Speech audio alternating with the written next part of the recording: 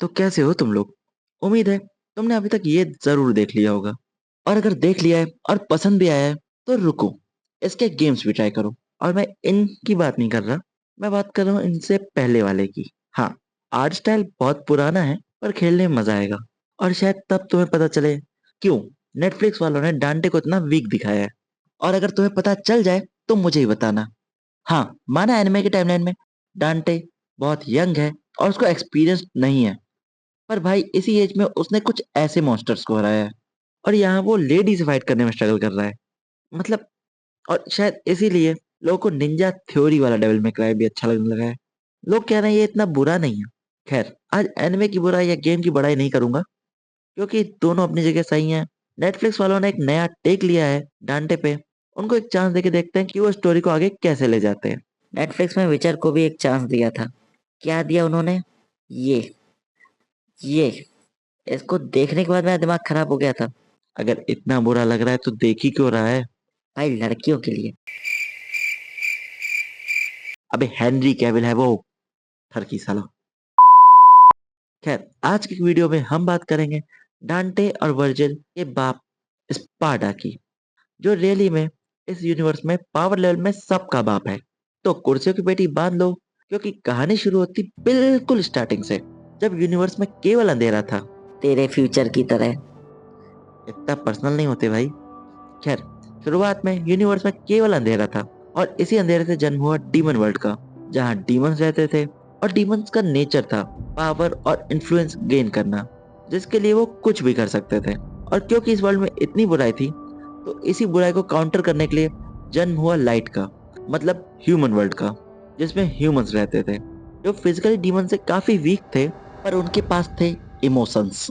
और since human world demon world का ही counter था, तो ओरिजिनली दोनों वर्ल्ड एक ही थे, जब तक एक काले सिंह वाले डीमन ने अपने जायंट स्पीयर से दोनों वर्ल्ड्स को अलग नहीं कर दिया था, जिसका नाम भी हम नहीं जानते। और ह्यूमन वर्ल्ड में आ गई शांति, शक्ति, समृद्धि और साधना भी। पर एक महान आदमी ने कहा है, आदमी चूतिया है, तो उसको ये शांति पच नहीं रही थी। तो उसने शुरू किया डीमंस की पूजा करना और क्रिएट करे पोर्टल्स दोनों वर्ल्ड्स के बीच में।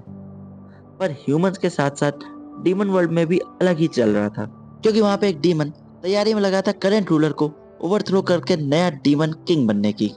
और उस डीमन का नाम था मंडस, जिसको यहाँ पर प्रिंस ऑफ डार्कनेस भी कहा गया है।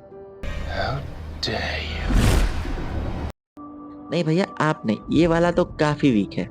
तो अपने वीकनेस को दूर करने के लिए इसने मानी जैकी दादा की बात और इसने झाड़ लगाया।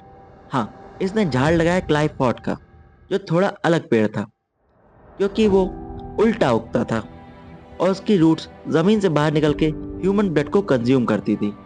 और जब वो इनफ ब्लड कंज्यूम कर लेती थी, तो इसके टॉप में एक फल उगता था, इसको खाने वाला बहुत पावरफुल हो सकता था। तो मंडस लगाता है झाड़, इकट्ठा करता है खून और खाता है फल को, और हो जाता है ताकतवर और पेल देता है करंट रूलर को। पर मंडस के रूलर बनने पर एक और डीमन एग्रोसैक्स उसको चैलेंज करता है और मारा मारी फिर से शुरू होती है, जिसमें वो दोनों कॉम्प्रोमाइज कर लेते हैं और आधा आधा डीमन वर्ल्ड बांट लेते हैं। क्योंकि मंडस को डीमन वर्ल्ड में कुछ खास इंटरेस्ट नहीं था, उसको चाहिए था ह्यूमन वर्ल्ड भी। क्योंकि ओरिजिनली वो दोनों एक थे, तो मंडस दोनों पे रूल करना चाह रहा था। पर उसके सामने खड़ा था स्पार्टा, उसका राइट हैंड मैन और डीमन वर्ल्ड का सबसे बढ़िया सोर्समैन, जिसने ह्यूमंस की साइड ली थी, क्योंकि उसको लगता था इनको भी जीने का हक है। तो एक तरफ था मंडस, जिसने झाड़ लगाकर पावर प्राप्त करी होती है और उसकी पूरी डीमन आर्मी, और एक तरफ था स्पार्टा अकेले। तो होना क्या था, स्पार्टा उठाता है अपनी तलवार, जिसका नाम भी स्पार्टा ही था, और मंडस के डीमंस को काटना शुरू करता है गाजर और मूली की तरह, और पहुंचता है मंडस के चेम्बर में फाइनल बॉस फाइट के लिए। तो मंडस, जिसको झाड़ से पावर मिली होती है, और स्पार्टा, जिसके पास स्ट्रॉन्ग हार्ट और नेवर गिव अप वाला एटीट्यूड होता है, तो शायद उसने गाय सेंसे से सीखा था। तो मारा मारी होती है और स्पार्टा मंडस को एक स्टोन वॉल्ट में सील कर देता है, ताकि वो भविष्य में उसके बच्चों का जीना दूभर करे।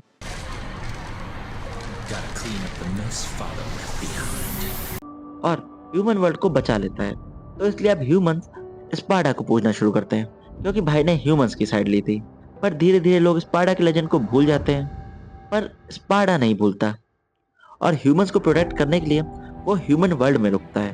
तो ह्यूमन वर्ल्ड को प्रोटेक्ट करने के लिए वो सबसे पहले अपने टॉक्सिक बॉस को ब्लॉक करता है इस वर्ल्ड से, जिसके लिए वो जाता है टमैने ग्रू, जो एक बुर्ज खलीफा टाइप टावर होता है और दोनों वर्ल्ड्स के बीच का पोर्टल भी।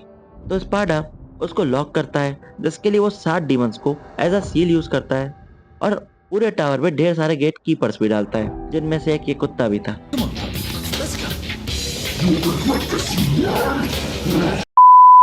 और सबसे इम्पोर्टेंट, वो अपनी मोस्ट ऑफ द पावर डालता है अपनी सोर्ड स्पार्टा में और यूज करता है अपने ब्लड और एक ह्यूमन प्रीस्टेस के ब्लड को इस टावर को पूरी तरह सील करने के लिए, और यूज करता है एक परफेक्ट एमुलेट को जो इस ताले की एज अ चाबी काम करती है।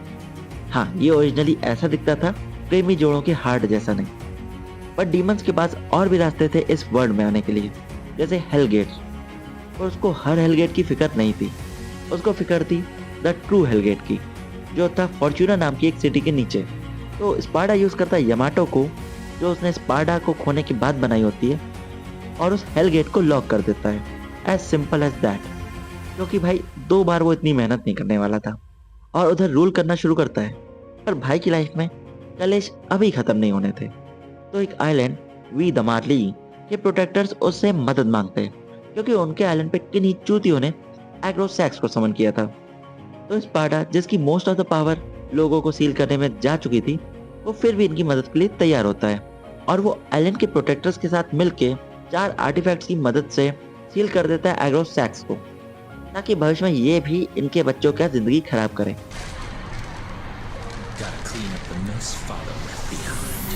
तो इतना काम करने के बाद भाई करता है आराम, और स्पार्टा अपनी लाइफ जीना शुरू करता है। वो शादी करता है 10 on 10 बैडी ईवा से, और अपने मस्त 2 बच्चे करता है, डांटे और वर्जिल। और स्पार्टा अपना परफेक्ट एमुलेट प्यार मोहब्बत में दे देता है ईवा को, जो उसको आधा आधा करके अपने बच्चे डांटे और वर्जिल में बांट देती है।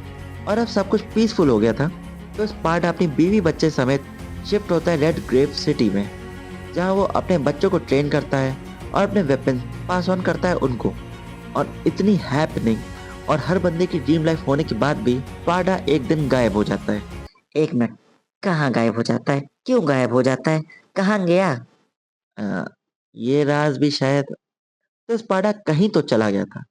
और अगर फैन थ्योरीज की माने, तो या तो स्पार्टा मर गया है, या फिर वो डीमन वर्ल्ड में है, या फिर वो निकल गया है वन पीस को ढूंढने। क्योंकि राइटर्स ने हमें अभी तक क्लैरिफिकेशन नहीं दिया है कि स्पार्टा का क्या हुआ। शायद डेविल मे क्राई के आगे हमें भाई का कमबैक दिखे। पर फिलहाल स्पार्टा की कहानी इतनी ही थी, जो मैंने गेम्स, लाइट नॉवेल्स और मांगा से चुराई है, जिसको इकट्ठा करने में मेरा सब कुछ फट गया है। तो प्लीज वीडियो को लाइक करो, चैनल को सब्सक्राइब करो, और इसके आगे की कहानियां, जैसे डांटे और वर्जिल का बचपन, इवनी और आइवनी से मुलाकात, और वर्जिल की इनसिक्योरिटीज, एक्सेट्रा एक्सेट्रा, तुम्हारे पास आगे वीडियोस और शॉर्ट्स के रूप में आती रहेंगी। तो सब्सक्राइब कर लेना। मैं मिलता हूँ तुमसे अगली वीडियो में। तब तक के लिए जो कर रहे हो करते रहो यार।